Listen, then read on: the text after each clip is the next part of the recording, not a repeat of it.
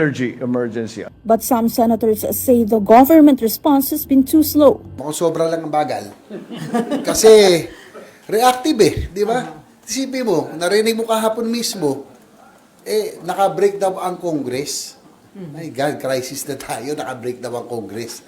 Emergency situation, the President may call on the Congress at any time. Dapat kaagad, nung nangyari ito sa Strait of Hormuz, na-anticipate na natin magkakaroon ng supply issues. No? Unlike sa Ukraine, tumaas nga yung presyo pero walang supply issues yun. No? Kasi hindi naman tayo bumibili sa kanila. So ito dapat na-anticipate kaagad. No?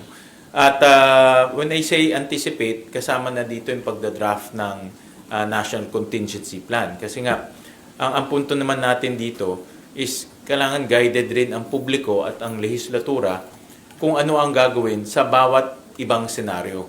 Lawmakers warn that if the oil crisis is not addressed immediately, jobs could be at risk.